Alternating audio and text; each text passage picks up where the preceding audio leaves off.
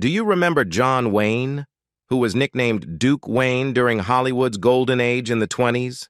He was an iconic star from the silent era to the American New Wave and became the top box office grosser for 3 consecutive decades.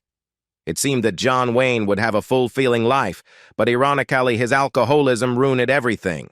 His marriage also broke up, leaving Joan nearly empty-handed until his death. If you're curious about John's life, this is the video for you. Let's get started. John Wayne, an iconic figure in the realm of cinema, etched his name into film history through a prolific career spanning over 170 films and television productions. Widely hailed as one of the greatest stars in the history of cinema, Wayne's impact on the industry remains unparalleled.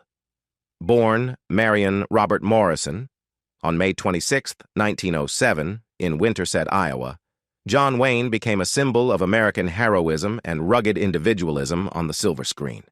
His commanding presence, distinctive voice, and unwavering portrayal of strong, principled characters earned him a devoted fan base not only in the United States, but also across the globe. Nicknamed the Duke, a moniker that captured the essence of his on-screen persona, John Wayne's career soared to new heights in 1970 when he achieved the pinnacle of recognition, an Academy Award for Best Actor. This prestigious accolade was bestowed upon him for his remarkable performance in the film True Grit. The win not only solidified Wayne's status as a cinematic legend, but also served as a testament to his versatility as an actor, showcasing his ability to seamlessly transition between genres. The American Film Institute, acknowledging his enduring impact on classic American cinema, honored John Wayne by recognizing him as one of the greatest male stars in the industry. His influence reached far beyond the silver screen, permeating popular culture and leaving an indelible mark on the collective consciousness of audiences. Even years after his passing in 1979, John Wayne's life and legacy continue to be subjects of discussion and admiration. His loyal fan base, undeterred by the passage of time, remains devoted to relishing his timeless performances.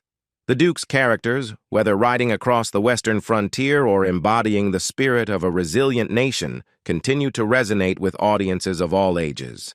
While John Wayne's on-screen persona projected an image of unwavering strength and heroism, his off-screen life, particularly his personal habits, added an intriguing layer to the enigma surrounding the legendary actor. One aspect that remains shrouded in mystery is Wayne's reputed drinking habits, which have been a subject of speculation and discussion among biographers and those who knew him intimately. In the revealing 2001 book titled Cut to the Chase by author Sam Osteen, a glimpse into John Wayne's off-screen life is provided, shedding light on his alleged notorious drinking habits.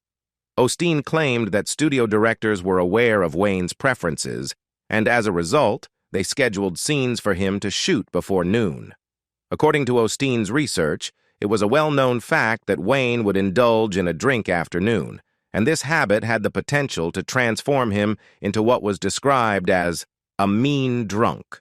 The narrative surrounding Wayne's drinking is further enriched by insights from his younger son, Ethan Wayne. In recounting his father's habits, Ethan shared anecdotes that provided a more personal perspective. One such instance was when father and son ventured onto John Wayne's 136-foot yacht. Ethan recalled a peculiar ritual during these excursions. The yacht would approach an iceberg, allowing Wayne to chip off a piece to add to his drink. This peculiar practice not only adds a touch of eccentricity to the actor's personal life, but also hints at the lengths to which Wayne went to enjoy his preferred beverage. The complexities of John Wayne's personal life, particularly his relationship with alcohol, continue to be scrutinized and discussed, providing a more intricate portrait of the man behind the iconic screen persona. In 2018, Ethan Wayne, the actor's younger son, shared insights into his father's drinking preferences, affirming the claims made in Sam Osteen's book. According to the Daily Beast, Ethan noted that John Wayne had a distinct inclination towards bourbon and tequila when it came to choosing his beverages of choice. This preference for specific types of alcohol further adds a layer of specificity to Wayne's drinking habits. Corroborating these observations, an editorial from TV Over Mind painted a vivid picture of Wayne's afternoons, suggesting that by the afternoon, the actor was well on his way to inebriation, described as being 3 sheets to the wind and meaner than a rattlesnake after it's been stepped on. The editorial acknowledged that many accounts from that era painted John Wayne as a particularly irritable and confrontational drunk, and he did not conceal this aspect of his personality from those around him. The description underscores the intensity of Wayne's behavior when under the influence, adding a layer of complexity to his public image. It's crucial to contextualize these accounts within the social norms of the time. As the editorial from TV Over Mind pointed out, the era in which John Wayne lived had different standards and perceptions regarding alcohol consumption. Starting the day around noon and continuing until the night was not uncommon during that period. This perspective invites a nuanced understanding of Wayne's drinking habits within the cultural context of his time. The question of whether John Wayne had a drinking problem remains open to interpretation. As the editorial noted, he might not have perceived it as a problem, and instead, he seemingly enjoyed indulging in alcohol. The acknowledgement of his fondness for boozy adds a layer of authenticity to the portrayal of Wayne as a man of his times, embracing certain habits that were more socially acceptable then, even if they might be viewed differently in contemporary society. John Wayne's larger-than-life presence extended beyond the confines of Hollywood sound stages, as he was renowned for being outspoken on a myriad of topics that spanned both the entertainment industry and the broader world. His unfiltered opinions, especially when it came to fellow actors, added another layer to his complex persona. One notable instance of Wayne's candidness involved his views on Oscar winner Gene Hackman, a highly respected actor in Hollywood. Despite Hackman's critical acclaim and 2 Academy Award wins for Best Actor in The French Connection and Best Supporting Actor in Unforgiven, Wayne didn't shy away from expressing severe criticism of Hackman's work. This bold stance toward a fellow actor, particularly one with such accolades, showcased Wayne's unapologetic nature and refusal to conform to industry niceties. Similarly, Wayne's outspokenness extended to legendary actor Clark Gable, known for his iconic role in the classic film Gone with the Wind. Gable, often regarded as one of the greatest leading men in Hollywood history, found himself subject to Wayne's opinions. Whether Wayne praised or criticized, his views on actors like Gable revealed a willingness to express himself, irrespective of the stature of his peers. The intricate dynamics of Hollywood friendships and alliances played a significant role in shaping John Wayne's personal opinions, as revealed by his daughter Isa in her 1991 book, John Wayne, My Father. Isa provided a poignant glimpse into the complexities of her father's relationships, particularly with iconic actor Clark Gable.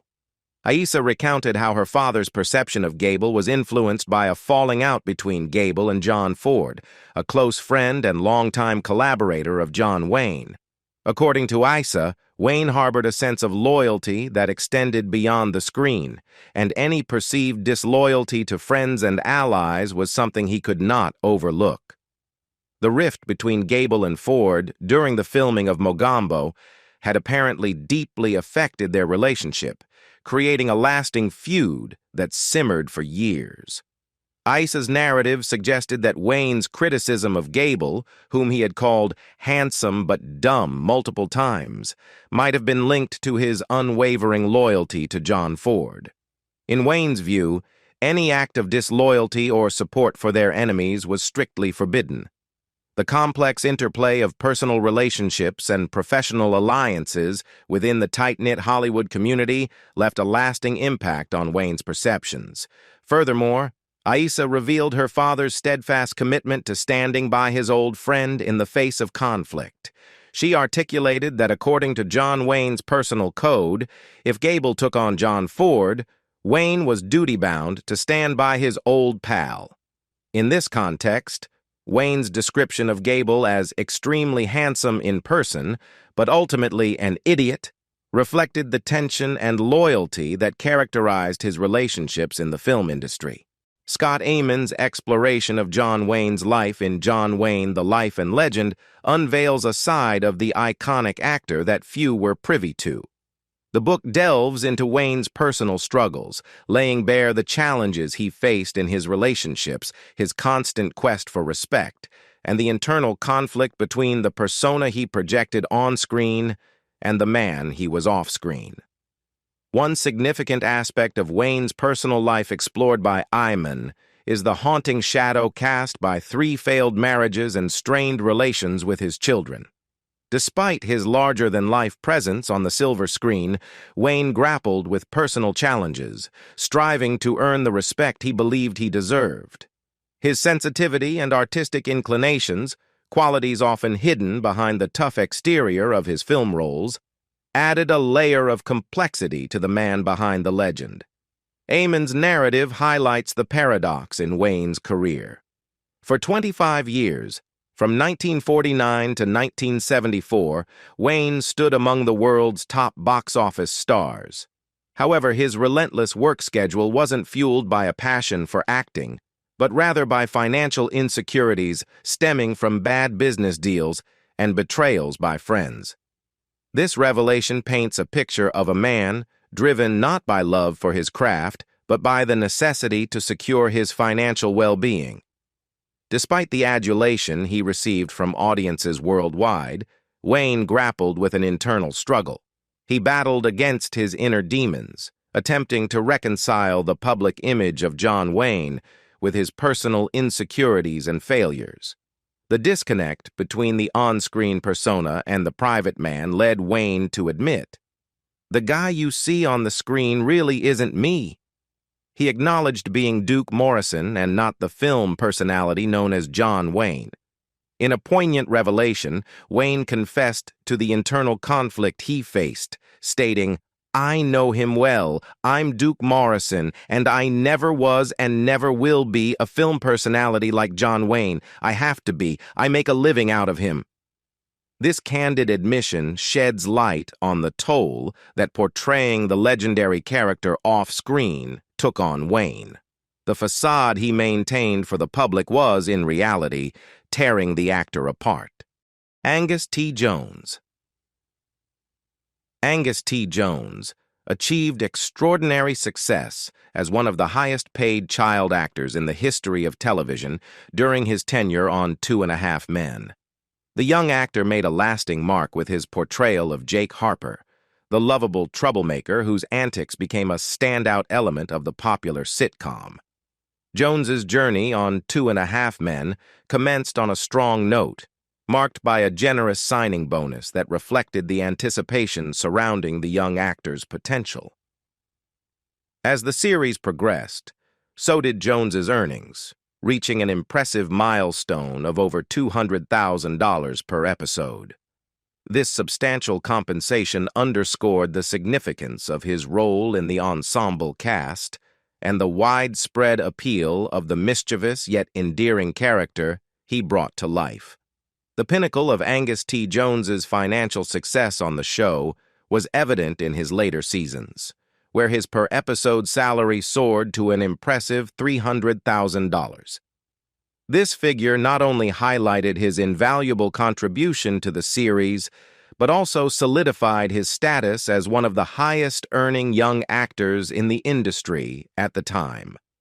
Despite his undeniable success and fan-favorite status, Angus T Jones made a surprising decision in 2013 to bid farewell to the glitz and glamour of Hollywood.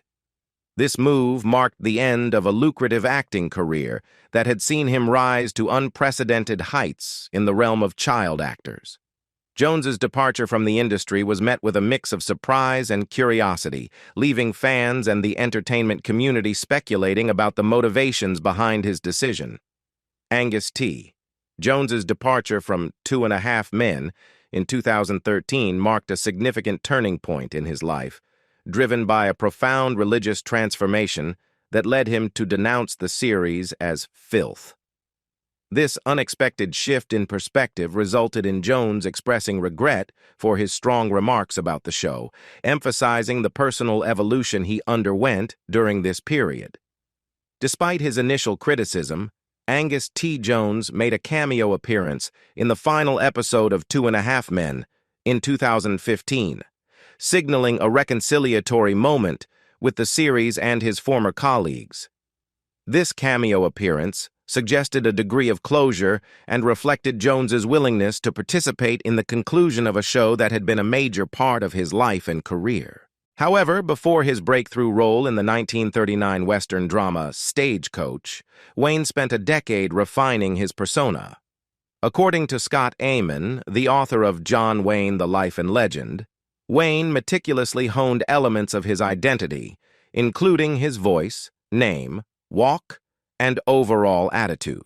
Wayne's image as a symbol of American machismo, embodying both the outsider and the authoritative figure, became iconic. His portrayal of idealized frontier Western heroes contributed to his status as a cultural icon. Wayne himself summarized his on-screen persona as the character the average man wants himself, his brother, or his kid to be. Always walk with your head held high, look everybody straight in the eye, never double-cross a pal. These principles encapsulated the values that Wayne's characters represented, resonating with audiences and establishing him as a paragon of masculinity. However, Wayne's unwavering jingoistic patriotism, a central element of his on-screen persona, had its consequences. Amon's account revealed that Wayne invested 10 years and $1.2 million of his own money into producing the 1960 film The Alamo, a venture that proved to be a financial failure. Despite the film's commercial shortcomings, Wayne's commitment to the project reflected his dedication to his vision of American history and values. His lament, "Everybody made money from it but me," underscored the financial toll of his fervent patriotism. The late stages of John Wayne's career were marked by both professional and personal challenges, offering a nuanced glimpse into the complexities of the iconic actor. His 1968 film, The Green Berets, a pro-Vietnam War production, achieved financial success, but came at the cost of alienating a younger generation that vehemently opposed the war. This divergence between Wayne's on-screen stance and the prevailing sentiments of the time left a lasting impact, and many from the younger demographic never forgave him for his perceived support of the war. Despite his cinematic triumphs, Wayne grappled with the constant struggle to embody the larger-than-life persona he had crafted on-screen. The incongruity between his real-life self and the on-screen hero led to a sense of enduring failure in the eyes of the public. This internal conflict became particularly poignant when he faced a diagnosis of lung cancer in 1964. Reflecting on his health crisis, Wayne poignantly admitted, "I sat there trying to be John Wayne." The subsequent surgery removed a portion of his lung. Yet Wayne persisted in a string of mediocre westerns to meet financial obligations, refusing stronger roles that did not align with his established image, such as those in Dirty Harry and The Dirty Dozen. Scott Amon, in his exploration of Wayne's life, notes that the actor was resolute in portraying characters who mirrored his own beliefs and values. This commitment to authenticity and the preservation of his carefully cultivated image guided Wayne's choices in roles throughout his career. While his on-screen characters often epitomized men of constrained violence, in reality, Wayne was quick to apologize if his temper erupted, showcasing a dimension of vulnerability that contrasted with his tough cinematic facade. The generosity and gratitude Wayne displayed behind the scenes further illuminated the actor's character. From the 1951 drama the quiet man. Until his death from stomach cancer in 1979 at the age of 72, Wayne had a tradition of giving personalized coffee mugs to every cast and crew member in all his movies. This seemingly small yet meaningful gesture reflected his appreciation for the collaborative efforts that went into each production. John Wayne's off-screen pursuits and personal life paint a fascinating portrait of a man whose complexity extended beyond his tough on-screen persona. Contrasting with his stoic and action-oriented characters, Wayne engaged in intellectual and artistic pursuits when the cameras stopped rolling. Off-camera, Wayne showcased a multifaceted personality. Despite being a man of few words in his films, he engaged in cerebral activities like playing chess and bridge, reflecting a more contemplative side. His appreciation for literature manifested in his ability to quote Shakespeare and Dickens, displaying an intellectual depth not always associated with the quintessential American cowboy. Moreover, Wayne's diverse interests extended to collecting Eastern woodblock prints and Native American kachina dolls, revealing a cultural curiosity that went beyond the genre for which he was most famous. These hobbies, hidden from the spotlight, showcased an artistic sensibility and a genuine interest in the world beyond Hollywood glamour. Wayne's penchant for catalog shopping also emerged as a surprising facet of his personality. Despite achieving fame and success, his passion for buying gifts persisted. Scott Amon's account reveals that Wayne would receive mail-order packages in abundance, sometimes in batches of 10 or 20 at a time. This seemingly mundane habit hints at Wayne's desire to express his generosity and maintain connections with his loved ones through tangible gestures. However, behind this outward display of affability, Wayne's personal life was marked by torment and strife. Raised by impoverished parents, he faced an uphill battle to stardom. His mother, Mary, remained cold and hypercritical, even in the face of her son's success. Wayne's frequent generosity was met with a sneer rather than appreciation. His father, Clyde Morrison, a business failure, tragically passed away before witnessing his son's rise to stardom. The intricacies of John Wayne's personal life reveal a man whose legendary on-screen machismo masked a tumultuous and complex reality. Wayne's dedication to his career, while commendable, came at the cost of being a frequently absent father, leading to strained relationships with his 7 children. The gaps in his familial presence fueled fears of inadequacy, creating a backdrop for the challenges that unfolded in his marriages. Driven by insecurities and a quest for affirmation, Wayne engaged in affairs that ultimately shattered his 3 marriages. One such affair, a fling with screen siren Marlene Dietrich, left a lasting impact on his personal life. According to Scott Amon's revelations, Wayne's first wife, Josephine Sayens, ended their marriage after discovering his involvement with Dietrich. In a surprising twist, it was Dietrich who emerged as the sexual aggressor, pursuing Wayne with a level of assertiveness not typically associated with his on-screen persona. The affair with Dietrich unfolded in a Hollywood restaurant when she spotted Wayne. In a bold move, she turned to her friend, a top film director, and provocatively remarked, "Daddy, buy me that." Their on-screen collaboration in the 1940 hit 7 Sinners marked the beginning of Wayne's infidelity. On set, Dietrich's overt displays of affection, such as leaping into Wayne's arms and wrapping her legs around him, became an open secret among their circle.